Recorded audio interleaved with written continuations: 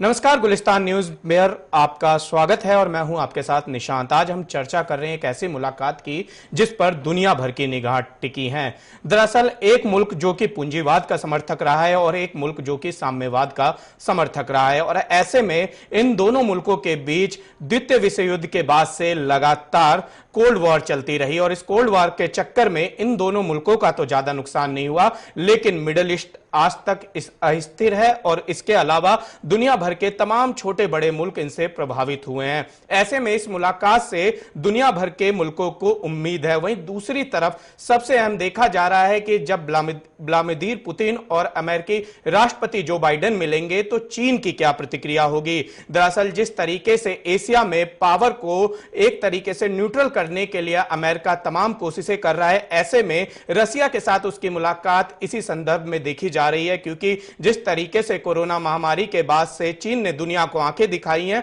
और G7 की बैठक में भी जिस तरीके से चीन को घेरने की कवायद की गई थी, तो जाहिर सी बात है कि इस मुलाकात में बहुत कुछ ऐसा होने वाला है जो कि अंतर्राष्ट्रीय स्तर पर बहुत कुछ बदलेगा और इसका असर सीधे तौर पर भारत पर भी पड़ेगा। और इससे पहले की अगर बात की जाए तो लगभग 10 साल पहले जब उपराष्ट्रपति हुआ करते थे जो बाइडेन, तब उन्होंने पुतिन से मुलाकात की थी और उस मुलाकात में तल्खियां काफी ज्यादा देखने को मिली थी। ऐसे में आज समझना होगा कि ये तल्खियां इसी तरीके से बरकरार रहती हैं या इस मुलाकात के बाद ये तल्खियां दोस्ती में बदल जाएंगी। अगर ये तल्खियां इस तरीके से रहती हैं तो दुनिया के लिए ये अच्छा नहीं होगा और दुनिया ये समझ रही है, लेकिन ये तल्खियां अगर कम होती हैं और दोनों मुल्क एक दूसरे के परस्पर सहयोग की बात करते हैं तो हो सकता है कि आने वाले समय में दुनिया में बड़े बदलाव देखने को मिले और सबसे ज्यादा बदलाव हमें एशिया में देखने को मिलेगा। चलिए इस डिबेट को शुरू करते हैं। सबसे पहले हमारे साथ जो गेस्ट हैं उनके नाम आपको बता दें। संजीव श्रीवास्तव जी हैं जो कि विदेश मामलों के जानकार हैं और समय समय पर इन मुद्दों पर अपनी बात रखते रहते हैं। साथ में कमांडर भूषण दीवान हैं जो कि विदेश मामलों के जानकार हैं। वहीं defence expert major general Ashwani Siwach हैं। आप तीनों अतिथियों का बहुत बहुत स्वागत है इस खास कार्यक्रम में। संजीव जी, पहला सवाल आपसे, आखिर आप इस मुलाकात को कैसे देख रहे हैं? निशान जी, ये जो मुलाकात राष्ट्रपति बिडेन और राष्ट्रपति पुतिन के बीच में होने जा रही है, ये विश्व की इस वर्ष की सबसे बड़ी मुलाकातों में एक है और इसके ऊपर पूरी दुनिया की नजर होगी, क्योंकि यूनाइटेड स्टेट्स ऑफ अमेरिका और रशिया के रिलेशनशिप पूरे वर्ल्ड के जो ग्लोबल ऑर्डर है उस पर एक गहरा प्रभाव डालते हैं। और अभी हाल के समय में, हाल के वर्षों में ये देखा गया है कि अमेरिका और रशिया के रिलेशनशिप काफी तनावग्रस्त रहे हैं, चाहे वो साइबर हैकिंग का मामला हो, चाहे वो जो है राष्ट्रपति बिडेन और राष्ट्रपति पुतिन के बीच में जो आपसी जो संबंध हैं वो भी तनावग्रस्त काफी दिखे। जिस तरीके से रशिया ने लगातार अमेरिका के इलेक्शंस में इंटरवीन करने की कोशिश की और लगातार अमेरिका की तरफ से आरोप लगाए जाते रहे कि चाहे वो 2016 का इलेक्शन हो, चाहे वो 2020 का इलेक्शन हो, सभी में रशिया ने इंटरवीन की कोशिश की है। और ऐसे साइबर क्रिमिनल्स के माध्यम से जिनका की लिंक्स रशियन गवर्नमेंट के साथ रहा है, उसके माध्यम से रशिया ने इंटरवीन करने की कोशिश की है। रशियन इंटेलिजेंस एजेंट्स ने भी जो है अमेरिका में इंटरवीन करने की कोशिश की। तो इस तरीके के गंभीर आरोप अमेरिका की तरफ से लगाए जाते रहे हैं और अमेरिका लगातार इसको लेकर के काफी सख्त रूप बनाता रहा है। और अमेरिका ने तो कई इंटेलिजेंस ऑफिशियल्स को, कई रशियन ऑफिशियल्स को जो है अपने देश से बाहर भी निकाल दिया है। कुछ इंटेलिजेंस ऑफिसर्स को अमेरिका ने अरेस्ट करके भी रखा हुआ है। जाहिर है कि रशिया ने भी इसके खिलाफ कार्रवाई करते हुए अमेरिका के ऊपर अपने घरेलू मामलों में इंटरवीन करने का आरोप लगाया है। और जाहिर है कि रशिया के अंदर जो अलेक्सी नवेल्नी का जो इशू है उसको लेकर के भी रशिया जिस तरीके का सख्ती का रुख अपनाता है, अलेक्सी नवेल्नी बिल्कुल एक जेल में श्रीवास्तव जी, बिल्कुल हम अलेक्सी के भी मुद्दे पर आएंगे, नवेल्नी के मुद्दे पर आएंगे, लेकिन भूषण दीवान जी, आप अगर बात की जाए अमेरिका की, आखिर अमेरिका तैयार क्यों हुआ इस महामुलाकात के लिए? आपको क्या लगता है इसके पीछे क्या कारण मान रहे हैं आप? मेरी समझ में जो चीन खड़ा हो रहा है, पूरी दुनिया में बढ़ रहा है, आपको हमको ये लगता है, देखने में सामने से ये लगता है कि चीन और रूस इकट्ठे हैं, ऐसा है नहीं। अभी ये चीन के उभरने के कारण ये कहा जाए कि रूस खुश है, जरूरी नहीं है। हालांकि रूस ने काफी मदद दी है चीन को उभरने के लिए। 30 साल पहले तो अमेरिका ने ही मदद दी, 50 साल पहले तो किसिंजर और निक्सन चीन के साथ आगे बढ़े। और यूएसएसआर टूट गया, उसको भी 30 साल हो गए हैं। तो रूस खुश नहीं है कि चीन एकदम बढ़े। तो ये दोनों के हित में है, क्या रूस के भी और अमेरिका के भी, कि चीन को अगर चेक करना है और दोनों मिलकर अगर करें तो वो चीन को ज्यादा कंटेन किया जा सकता है। और रूस भी, अमेरिका तो साफ दिखता है चाहेगा नहीं चीन आगे बढ़े, पर मैं ये कहना चाह रहा हूँ रूस भी नहीं चाहेगा। तो ये मुलाकात विन विन है, दोनों चाहते हैं। और रूस भी अगर दिखेगा एक ही चीन के साथ पूरी तरह जुड़ा हुआ है तो चीन उसका एडवांटेज उठा सकता है। तो ये बहुत अच्छी चीज है, ये तो पर्सनल इंटरेस्ट की बात है, पर पूरी दुनिया के लिए ये अगर चीज होती है ये बहुत अच्छा हो जाएगा। कई एशिया में टर्की की वजह से और अफगानिस्तान से फोर्सेस के जाने की वजह से और ताइवान की तरफ से, हर तरफ से जो चीजें टेंशन्स हैं, ये बहुत अच्छी न्यूज है। ये चीज कुछ शुरुआत हो, नया श्री गणेश हो, कि चीजें एक पॉजिटिव लाइन में बढ़े, शुरुआत हो। जाहिर सी बात है कि एशिया में शक्ति संतुलन के लिए ये बैठक बेहद अहम है। मेजर जनरल सिवास साहब, पहला सवाल आपसे कि आप 1985 में भी अमेरिका और सोवियत संघ के बीच एक बैठक हुई थी, लेकिन उस बैठक का कोई सकारात्मक परिणाम नहीं निकला और वो तल्खियां आज तक बढ़ती चली जा रही हैं। खासकर जो बाइडेन के आने के बाद से तो तल्खियां बहुत ज़्यादा जो है वो बढ़ गई हैं। ऐसे में आपको लगता है कि 1985 की मुलाकात और आज की मुलाकात कुछ खास फर्क देखने को मिलेगा? तो मैं, आपने जो कमांडर साहब से वो क्वेश्चन पूछा था उसके ऊपर मैं एक टिप्पणी करना चाहूंगा, फिर आपका ये आंसर देता हूं। जी। देखो, आज की तारीख में अमेरिका और जो नेटो यूरोपियन कंट्री, उनके दोनों रिलेशन जो हैं चीन और रूस के साथ अच्छे नहीं, और उसकी अलग अलग वजह है। रूस के साथ तो बेसिकली ये है कि उन्होंने इलेक्शन में एक प्रकार से जो इनके प्रेसिडेंट इलेक्शन हुए इंटरफेयर किया, साइबर वारफेयर, उसके बाद यूक्रेन के अंदर।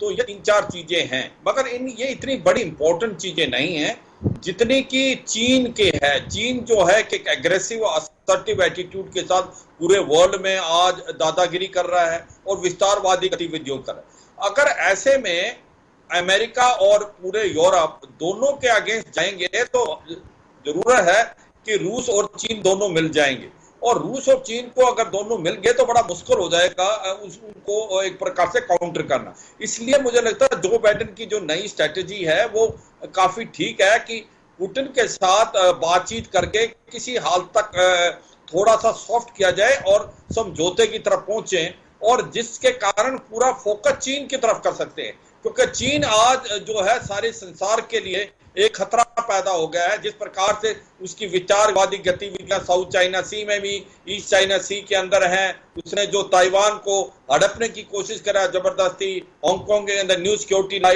लॉ लेके आया है, सिंगजांग के अंदर वीगर मुसलमानों के लिए, तिब्बत के लिए और भारत के लिए एक बहुत बड़ी प्रॉब्लम बन गया है ईस्टर्न लद्दाख में। तो ऐसे में देखते हुए वो चाहते हैं कि चीन के ऊपर पूरा फोकस हो और किसी तरीके से एक प्रकार से पैचअप करना चाहते हैं वो रूस के साथ। और इसीलिए ये जो पुतिन और बाइडेन की मीटिंग है, मुझे लगता है काफी हद तक इस चीज को सक्सेसफुल होगी। बड़े मुद्दे हैं, उसमें कोई डाउट नहीं है रूस और अमेरिका के बीच में, पर इतने बड़े नहीं हैं। अश्विनी जी, लेकिन जिस तरीके से दोनों ने मिलने से पहले अपने बयान जारी किए हैं, उससे कम लगता है कि ज्यादा सकारात्मक ये बैठक होगी। दोनों ने ही सीधे तौर पर लक्ष्मण रेखा, सीमा रेखा, तमाम ऐसी बातें कही हैं कि रेखा और दायरे में रहना जरूरी है। आपको लगता है कि जब इतने तल्ख मिजाज के साथ ये मिलने जा रहे हैं तो कुछ नरमियां बाद में देखने को मिलेंगी? हाँ, बिल्कुल मिलेगी। देखो निशांत, आप सोचो कि अब प्रेशर क्यों है जो बाइडेन को पुतिन से मिलने के लिए? नहीं तो मिलते नहीं, क्योंकि मीटिंग इसीलिए की है कि कहीं ना कहीं थोड़ी सी नॉर्मल सी आए। और मुझे लगता है जो बाइडेन की एडमिनिस्ट्रेशन ये चाहती है कि रूस के साथ ज्यादा रिश्ते खराब होने से नुकसान है, क्योंकि आज चीन को घेरना है। चीन जो एक प्रकार पूरे देश के, पूरे वर्ल्ड के लिए, स्पेशली जिस प्रकार से उसने कोविड-19 को फैलाया पूरे वर्ल्ड के अंदर, और अभी जिस प्रकार से आ रहा है बाहर निकल के कि कहीं ना कहीं ये वुहान की लैब से निकला है और ये जानबूझ के चीन ने निकाला है। तो ऐसे में मुझे लगता है चीन एनिमी नंबर 1 है और चीन को घेरना चाहते। हो सकता है जो बाइडेन और पुतिन की बातचीत होगी, मैं ये नहीं मानता कि बहुत ज्यादा सफल होगी, मगर वो आइस ब्रेकिंग होगी, थोड़ा सा कूल डाउन करेगी टेम्पर। बिल्कुल, और आइस मिलना ही एक बहुत बड़ी बात। बिल्कुल आइस ब्रेकिंग मिलना होगी। ये बहुत श्रीवास्तव बड़ी जी, बात है, आपसे निशान। मेरा सवाल है कि जिस तरीके से अमेरिका कह रहा है कि हो सकता है कि वो यूक्रेन का मुद्दा उठाए, तो जाहिर सी बात है कि रूस भी ईरान का मुद्दा उठाने से पीछे नहीं हटेगा। ऐसे में बातचीत किस फोरम पर होगी? क्या कोई कॉमन ग्राउंड बनाएंगे ये दोनों मुल्क मिलकर? जी देखिए निशान जी, एक बात तो सही है, जैसा कि हमारे दो पैनलिस्ट ने कहा भी कि अमेरिका की रणनीति होगी कि रशिया के साथ अपने संबंध को जितना संभव हो सके उतना नॉर्मलाइज किया जाए, ताकि जो है ज्यादातर फोकस वो चाइना पर लगाया जा सके। जाहिर है कि अभी हाल के समय में अमेरिका में एक नया डॉक्यूमेंट, स्ट्रेटेजिक डॉक्यूमेंट जारी किया गया था, जिसमें कि चाइना को अमेरिका का सबसे प्रमुख चैलेंजर राष्ट्र के रूप में उसे पेश किया गया था। तो अमेरिका का जो मेन फोकस है, जो मेन टारगेट है, वो चाइना के ऊपर है। और रशिया के साथ यदि अमेरिका के संबंधों में नॉर्मलाइजेशन आता है, जिसकी के लिए प्रयास राष्ट्रपति पुतिन कर रहे हैं, तो ये अमेरिका को मदद करेगा। और अमेरिका के अलावा जो उसके यूरोपियन एलाइज हैं, जो नेटो एलाइज हैं, जो नेटो की समिट हुई है, उनको भी मदद करेगा। तो ये बात बिल्कुल सच है। लेकिन एक बात हमें नहीं बोलनी है निशान जी, कि रशिया भी एक बहुत ही ज्यादा महत्वाकांक्षा वाला राष्ट्र है। रशिया के राष्ट्रपति पुतिन रशिया के उभार को उसी तरीके का करना चाहते हैं, रशिया का इमरजेंस उसी तरह का करना चाहते हैं जैसा कि सोवियत यूनियन का हुआ करता था। और इसी वजह से वो अमेरिका की हेजेमोनी को लगातार चैलेंज करने की भी कोशिश करते हैं। राष्ट्रपति पुतिन लगातार अमेरिका की हेजेमोनी को जहां कहीं भी वो चैलेंज कर सकते हैं, चाहे वो सीरिया हो, चाहे वो लीबिया हो, चाहे वो ईरान हो, चाहे वो अन्य थिएटर्स हो, हर जगह वो अमेरिका की हेजेमोनी को टारगेट करते हैं। तो अमेरिका के राष्ट्रपति बाइडेन को ये पता है कि राष्ट्रपति पुतिन की महत्वाकांक्षा बहुत बड़ी है, और इसी वजह से वो कहीं से भी रशिया को हल्के में नहीं लेना चाहेंगे। यद्यपि कि उनका फोकस चाइना के ऊपर है, लेकिन वो यही कोशिश करेंगे कि रशिया के साथ अपने संबंधों को जहां तक हो सके बेहतर बनाया जा सके। लेकिन रशिया के द्वारा जो चैलेंज प्रस्तुत किया जा रहा है अमेरिका को, उससे राष्ट्रपति बाइडेन बहुत अच्छी तरीके से अवगत हैं, और उसको लेकर के वो बहुत सतर्कता के साथ कदम उठाएंगे। जो आपने सवाल पूछा है ईरान का, ईरान के ऊपर भी जाहिर है कि रशिया की अपनी एक पॉलिटिक्स है। ईरान के माध्यम से भी रशिया अमेरिका को घेरने की कोशिश करता है, और चाइना भी ईरान के माध्यम से अमेरिका की हेजेमोनी को चैलेंज करने की कोशिश करता है। तो ईरान के इशू पर भी निसंदेह बात हो सकती है। क्रीमिया का जो एनेक्सेशन किया गया था रशिया के द्वारा, वो एक बड़ा मुद्दा है, जो कि न सिर्फ अमेरिका के लिए बल्कि पूरी यूरोप के लिए एक बहुत ही बड़ा मुद्दा बनकर के उभरा।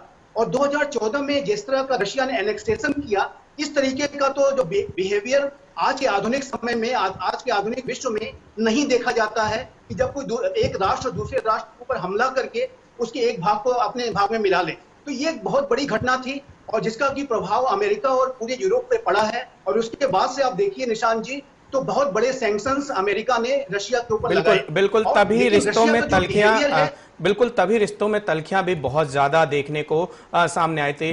कमांडर भूषण दीवान जी, ये बात बताइए कि जिस तरीके से रशिया और चीन की बात चल रही है, कहा यह जा रहा है कि रशिया अमेरिका से दोस्ती करेगा तो चीन पर फर्क पड़ेगा, लेकिन रशिया भी एक साम्यवादी देश है, चीन भी एक साम्यवादी देश है। रशिया में भी कहने को लोकतंत्र है, चीन में भी कहने को लोकतंत्र है, और जिस तरीके से रशिया की विस्तारवादी नीति रही है, कुछ उसी तरीके से चीन की विस्तारवादी नीति रही है। और अभी पुतिन ने कुछ दिन पहले ये बयान जारी किया था, ज्यादा 1 से 2 दिन पहले, कि जो चीन है वो हमारा अच्छा दोस्त है और उसने हमें कभी धोखा नहीं दिया है। ऐसे में जब बाइडेन और पुतिन मिलेंगे, तो आपको लगता है कि चीन के प्रति रशिया का कुछ रुख बदलेगा? रशिया की, बिल्कुल अच्छा सवाल, बहुत अच्छा सवाल पूछा आपने। अगर रूस, रशिया अमेरिका की तरफ हाथ बढ़ाता है, तो जो रूस और चाइना एंगल है, रूस और चाइना रिलेशन है, रूस की मजबूती बढ़ती है। हमें समझना ये है, चाइना की ट्रेजेक्ट्री ये है कि 2035 तक largest economic world power, more than USA, number 1। America, China की ट्रेजेक्ट्री ये है 2035 तक 1000 न्यूक्लियर वॉरहेड्स।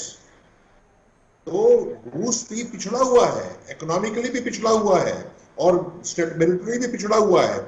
और अगर रूस अमेरिका के साथ हाई टेबल पर बैठता है, एक किस्म से ये इसका सिम्टम है, लक्षण है कि रूस और चीन बड़े दो महान पावर्स मिल रहे हैं। रूस महान पावर की गद्दी से हिला हुआ है, चीन बढ़ रहा है, तो रूस का दबदबा बढ़ेगा। और क्रीमिया और यूएस इलेक्शन में करना बहुत मैं तो ये समझता हूँ ये जितनी डिफिकल्टीज डिफरेंसेस होते हैं ना, बातें की जाती हैं, ये डिफरेंस है, ये गलती की, ईरान की वो की, तो बहुत अच्छी बातें हैं। डिस्कशन के टाइम सारी बातें खुल के आए, पर समझना हमने एक ही चीज है कि रूस और रूस और रशिया, अमेरिका दोनों के लिए आपस में मिलकर चलना एक ही बेस्ट तरीका है चीन को दबा के रखने का और अपना अपना वर्चस्व बनाने का। अमेरिका भी ताइवान के ऊपर अगर काम करना है, अकेला नहीं कर सकता है, तो रूस का सपोर्ट हेल्प करता है और रूस की मॉडरेटिंग पावर भी इन्फ्लुएंस हो सकता है। ये बहुत अच्छा डेवलपमेंट है। हाँ, एक पहली मीटिंग में बातों में सब कुछ खत्म हो जाए, टेंशन का धुआं निकल जाए, ऐसा बिल्कुल नहीं होगा। अरे बहुत अच्छी बात है, शुरुआत तो है और शुरुआत दोनों के इंटरेस्ट में है। अमेरिका भी इतनी बड़ी पावर नहीं रहा चीन को रोकने के लिए अकेला कर पाए। ये बहुत अच्छी डेवलपमेंट है और जरूर इसका अच्छा आगे रिजल्ट निकलेगा मेरी समझ में। शिवाज साहब, ये बताइए यहाँ पर भारत की क्या भूमिका होगी, क्योंकि रसिया हमारा पुराना मित्र है और अमेरिका हमारा नया नवेला दोस्त है। खासकर जब से प्रधानमंत्री नरेंद्र मोदी प्रधानमंत्री बने हैं तो हमारी विदेश नीति में अमेरिका को भी काफी प्राथमिकता दी जाने लगी है। ऐसे में हमारे मुल्क को क्या कदम उठाना चाहिए? आपने कमांडर साहब से क्वेश्चन पूछा था कि उसके ऊपर मैं एक थोड़ा सा टिप्पणी। देखो, बात ऐसी है कि आज जो रूस है इकोनॉमिकली काफी वीक है और उसके पास दो ही साधन है जिसको एक्सपोर्ट करता है। एक तो वो एनर्जी को करता है जिसके अंदर ऑयल गैस है और एक है हथियार बेचता है। और उसकी इकोनॉमी चाइना के मुकाबले में बहुत कमजोर है और चाइना जो है बहुत बड़ा इकोनॉमिकली बढ़ के आया, तो ये एक प्रकार से चाइना की अंडर द शैडो हो गया अभी।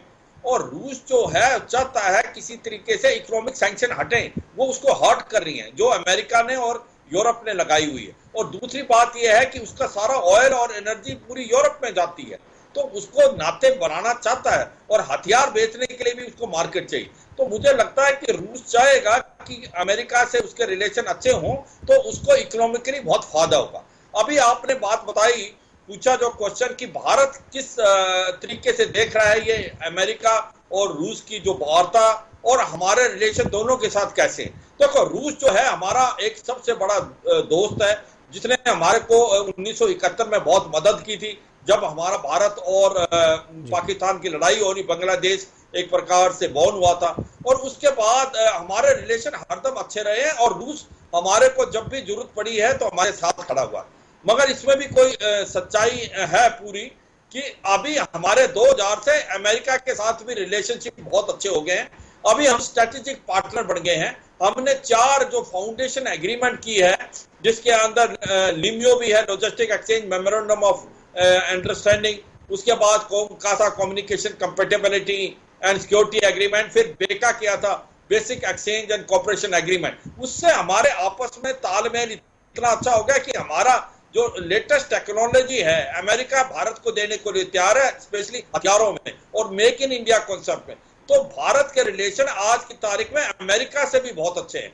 ऐसे में भारत चाहेगा दोनों से रिलेशन अच्छे करके रखे, क्योंकि हम किसी के अलाई नहीं है। इसमें बहुत बड़ा फर्क होता है। हमारे जो है हम पार्टनर हैं, स्ट्रेटेजिक पार्टनर यूएस के भी, और हमारे रिलेशन रूस से भी बहुत अच्छे हैं, पर हम किसी के अलाई नहीं है। तो हम एक प्रकार एक न्यूट्रल भूमिका निभा सकते हैं। हमारे रिलेशन आज की तारीख में अमेरिका से भी बहुत अच्छे हैं और रूस से। देखो, इसके अंदर सबसे इंपॉर्टेंट बात है निशान, हमने जो S-400 जो सबसे अच्छा एयर डिफेंस सिस्टम है वर्ल्ड में, वो हमने रूस से खरीदा है। और जबकि अमेरिका सैंक्शन लगाने के कतार पे काटसा में, countering America adversary through sanction act, उसके बावजूद भी हमने खरीदा है रूस से। क्यों? क्योंकि वो सबसे अच्छा एयर डिफेंस सिस्टम है। तो ऐसे में मैं यही यानी अगर तलखियां कम रहती हैं तो मेजर जनरल साहब, अगर तलखियां कम रहती हैं तो जिस तरीके से हमें हथियारों की जरूरत पड़ती है, चाहे वो रूस हो चाहे अमेरिका हो, तो हो सकता है कि भविष्य में हमें थोड़ी आसानी हो जाए। और जिस तरीके से अमेरिका भारत को सैंक्शन का डर दिखाता है जब हम रूस के पास जाते हैं कुछ खरीदने, तो शायद वो डर ना दिखाए। श्रीवास्तव जी, आपसे सवाल है कि भारत की क्या भूमिका हो जाएगी एशिया में अगर रूस अमेरिका के साथ एक अच्छे रिलेशन पे आए? हालांकि ये कहना बहुत जल्दबाजी होगी। दूसरी तरफ जो चीन का प्रभाव है वो रूस में कम नजर आए और रूस भी चीन के कम तरफदारी करे, तो ऐसे में भारत को कितना फायदा होगा कि जिस तरीके से चीन लगातार भारत को अपनी विस्तारवादी नीति के लिए परेशान कर रहा है, दूसरी तरफ अमेरिका अभी हाल में भारत के साथ खड़ा हुआ नजर आ रहा है। आप पूरे इस घटनाक्रम को कैसे देख रहे हैं? जी देखिए, जैसा कि मेजर जनरल सिवाच ने बिल्कुल सही कहा कि भारत और भारत के जो संबंध हैं वो चाहे रशिया हो चाहे अमेरिका हो, सभी के साथ बड़े गहरे हैं। रशिया के साथ जो हमारे संबंध हैं वो टाइम टेस्टेड रिलेशनशिप कहा जाता है, और अमेरिका के साथ जो हमारी पार्टनरशिप है वो शेयर्ड वैल्यूज पे आधारित है। जो दुनिया के दो सबसे बड़े लोकतांत्रिक देश हैं, भारत और अमेरिका, उनके बीच के आपस में संबंध है और ये संबंध भी बहुत ही गहरे हैं। और आप जानते हैं निशांत जी कि भारत की जो विदेश नीति है, जो भारत की रक्षा नीति है, उसमें स्ट्रेटेजिक ऑटोनॉमी उसका इंटीग्रल पार्ट है।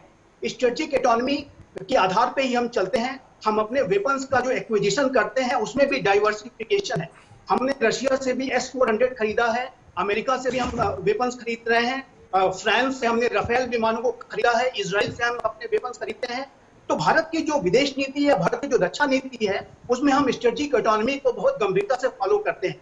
ऐसे में यदि अमेरिका और रशिया के संबंध आपस में बेहतर होते हैं तो हमें जो है कॉन्फ्लिक्टिंग सिचुएशंस का सामना नहीं करना पड़ेगा। ये हमारे लिए अच्छी बात होगी और ये चाइना जैसे चैलेंज को भी डील करने में बहुत मददगार साबित होगी। जिस तरीके से चाइना पूरे इंडो पैसिफिक रीजन में रूल्स बेस्ड ऑर्डर को बिगाड़ने की साजिशें रच रहा है, वो भारत को भारत के छोटे पड़ोसी राष्ट्रों के माध्यम से घेरने की साजिशें रच रहा है, उसके ऊपर भी लगाम लगाने में हमें अमेरिका के साथ मिल करके काम करने में मदद साबित होगी। क्वाड का जो इनिशिएटिव है वो भारत और अधिक बेहतर तरीके से आगे बढ़ा सकेगा, क्योंकि रशिया का ज्यादा उसमें इंटरवेंशन नहीं होगा। और जो क्वाड का जो इनिशिएटिव है निशांत जी, उसमें भी हमने एक वर्ड यूज किया है, inclusive, free open and inclusive Indo Pacific. तो जो इंडो पैसिफिक का इंक्लूजन का जो कॉन्सेप्ट है, उसमें हम रशिया को भी, अगर रशिया आना चाहेगा तो हम उसका स्वागत कर सकते हैं। इस तरीके से देखें तो यदि अमेरिका और रशिया के संबंध इतने बेहतर होते हैं तो ये चाइना जैसे जो एक चैलेंज के ऊपर लगाम लगाने में भारत को भी बहुत अधिक मददगार साबित होगा और भारत इससे हर तरीके से बेनिफिटेड होगा। तो इसलिए मुझे लगता है कि जो ये बाइडेन और पुतिन की जो समिट होने वाली है, हालांकि इससे बहुत अधिक उम्मीद नहीं करनी चाहिए, लेकिन ये जरूर होगा कि इन दोनों नेताओं के बीच में जो संबंध खराब हो गए थे वो रीएस्टैब्लिश होंगे। बिल्कुल संबंधों को स्थिर करने की कोशिश की जाएगी और एशिया में शक्ति का संतुलन भी नजर आएगा, उसमें भारत थोड़ा मजबूती से दिखेगा। कमांडर भूषण दीवान जी, जिस तरीके की चर्चा हो रही है कि अमेरिका साइबर वॉर की बात करेगा, जिस तरीके से अमेरिका की लगभग 10 कंपनियों पर साइबर अटैक किया गया था और 9 के लगभग फेडरल एजेंसीज थी जिन पर अटैक किया गया था। इसी तरीके से अमेरिका रूस में लोकतंत्र की बात करेगा, अपोजिशन के लीडर को जिस तरीके से जेल में डाला गया, अनलॉफुल अमेरिका ने उसे बताया था, और दूसरी तरफ रसिया भी कुछ इस तरीके की बातें करेगा। तो इन दोनों जब दोनों तरफ से बातें होंगी तो क्या आपको लगता है चीजें बेहतर रहेंगी या इन बातों की चर्चा ही नहीं की जाएगी? अगर हो सकता है कि कोई कॉमन ग्राउंड बनाया जाए दोनों तरफ से। निशांत जी, ये तो जब पत्ते खेलते हैं ना, तो पत्ते खेलने के टाइम ये मेरी चाल है, ये आपकी चाल है, चाल के तौर पे इस्तेमाल होगा। पूरा जग जाहिर बात है कि दोनों के इंटरेस्ट में है, रूस के भी अमेरिका में भी इकट्ठे आना, जैसे पहले सब कह रहे हैं, आप भी कह रहे हैं। तो जब ये मुद्दा वही है तो चाल तो चली जाएगी, अपने कत्ते पत्ते तो फेंके जाएंगे और अंत में चीज आगे बढ़ेगी क्योंकि तो चीन बहुत बड़ा हवा बन के खड़ा हो रहा है, हर कोई उसको दबाना चाह रहा है और बिना रूस अमेरिका के मिले दबाया नहीं जाएगा। और भारत के लिए, जैसे बाकी पैनलिस्ट ने कहा, इकोनॉमिकली भी मिलिट्रीली भी चाइना को चेकमेट करने के लिए मैं तो ये भी समझता हूं क्वाड से ज्यादा ये ज्यादा अच्छा स्टेप है। अगर रूस अमेरिका नजर आए इकट्ठे तो चीन को दबाने के लिए ज्यादा कारगर स्टेप साबित हो सकता है ये। और इस हिसाब से, और हमारे जो पूरी वेपन्स नेवी में भी रही हैं, नेवी में तो बहुत रही हैं, पूरी वॉरशिप्स, न्यूक्लियर सबमरीन रशिया से हमें बहुत सस्ते दाम पे मिल जाती हैं और अमेरिका से बहुत महंगे मिलती हैं। कितनी बातें अमेरिका कहे, बहुत महंगा पड़ता है। तो अगर ये टेंशन कम होता है तो मुझे ये भी डर था, जिस टाइप से रूस और चीन इकट्ठे आ रहे थे कल को, तो और हम क्वाड की तरफ जा रहे थे, तो ये भी डर था, कुछ दिनों पहले मैं सोचता था कि रूस हमारे बरखिलाफ ना हो जाए। क्यों? चीन के मिलने के कारण हमको समझ के अमेरिका के कैंप में हम हैं। तो ये बड़ी अच्छी बात है, आपस में मिल रहे हैं, हमें वेपन की सप्लाई कंटिन्यू रहेगी, cheap, economical, very effective weapon system मिलते रहेंगे। बहुत अच्छी डेवलपमेंट। और मेरी समझ में ये आज शुरुआत जो है, ये खाली फोकी शुरुआत नहीं है, ये जरूर रंग लाएगी साल, 1.5 साल, 2 साल में, क्योंकि ना तो रूस, अमेरिका के पास इतनी इकोनॉमिक पावर है, और दोनों ना मिलिट्री पावर है, और नेटो और ईयू, यूरोपियन यूनियन भी इतना सपोर्ट नहीं कर रहे हैं। तो ये चीन को नजर आएगा, लोग मिल रहे हैं, अब वो आगे बढ़ नहीं पाएगा इतनी मजबूती से। ये बात है। बिल्कुल। मेजर जनरल साहब, एक चर्चा बहुत ज़्यादा की जा रही है इन दोनों की मुलाकात को लेकर। पहला क्लाइमेट चेंज और दूसरा मिडल ईस्ट में शांति की स्थापना। इन दोनों में एक कॉमन चीज़ है कि दोनों जो मुल्क हैं, हो सकता है कि इस कॉमन ग्राउंड को साथ में लेकर चलें। आपको लगता है कि क्लाइमेट चेंज पे जिस तरीके से ट्रंप का रवैया रहा था और उसके बाद बाइडन ने आके उस रवैये को पूरी तरीके से बदल दिया, पुतिन ने भी कुछ दिनों पहले एक इच्छा शक्ति इस तरफ दिखाई थी, तो ये कॉमन ग्राउंड काफ़ी मजबूत रहेगा इन दोनों की दोस्ती के लिए? हाँ बिल्कुल, देखो ये इसमें कोई शक नहीं कि जो बाइडन हैं वो एक बिल्कुल नए फॉर्मेट से आए हैं, और वो चाहते हैं कि अभी अमेरिका पूरे वर्ल्ड का एक बहुत बड़ा हिस्सेदार बने और लीड ले। जिस प्रकार से डोनाल्ड ट्रंप एक बार WHO से भी निकल गए थे, क्लाइमेट की जो डील थी पेरिस वाली उससे भी निकल गए थे, तो ऐसे में जो बाइडन चाहते हैं कि वो जितनी भी इंटरनेशनल एजेंसीज के साथ काम करके कोई समझौते बने। और क्लाइमेट चेंज जो है एक बहुत बड़ी चैलेंज है वर्ल्ड के लिए, और ऐसे में मुझे लगता है अमेरिका चाहेगा रूस के साथ मिलकर इसको सॉर्ट आउट करे। और जो बाइडन का बहुत इसके ऊपर ज्यादा नजरिया है कि आने वाले समय में हम इसको सीरियसली लें। और एक वो अपने मिडिल ईस्ट की बात की, बिल्कुल ठीक है, जिस प्रकार से अभी इजराइल और पैलेस्टाइन के बीच एक प्रकार से लड़ाई जैसी हालात हो गए थे, जिस प्रकार से हमास ने रॉकेट दागे थे इजराइल में, अभी फिर सीज फायर की एक खबर सामने आ रही है दोनों मुल्कों के बीच। हाँ, तो मैं ये इसके अंदर ये बताऊंगा कि दोनों बड़ा महत्व रूप अपना सकते हैं, क्योंकि अभी वहां पर भी बहुत बदलाव हुआ है। सबसे एक ही अगर डोनाल्ड ट्रंप की आप डिप्लोमेटिक विक्ट्री मान सकते हो तो वो है मिडिल ईस्ट की पीस टॉक। जिस प्रकार से इजराइल को समय काफी कम है, आप लोगों से माफी चाहूंगा, लेकिन जिस तरीके से आज इस महामुलाकात का दुनिया को इंतजार है, और हमने भी कोशिश की है दर्शकों को ये समझाने की कि ये मुलाकात दुनिया के लिए अहम क्यों है, भारत के लिए अहम क्यों है, और उम्मीद है कि काफी कुछ इस चर्चा से सार्थक भी निकला है। तो संजीव श्रीवास्तव जी, कमांडर भूषण दीवान जी, मेजर जनरल अश्वनी श्रीवास्तव जी, आप तीनों का बहुत बहुत शुक्रिया हमारे साथ जुड़ने के लिए। और दर्शकों से यही कहना चाहेंगे कि देश और दुनिया की तमाम खबरों के लिए बने रहिए गुलिस्तान न्यूज के साथ।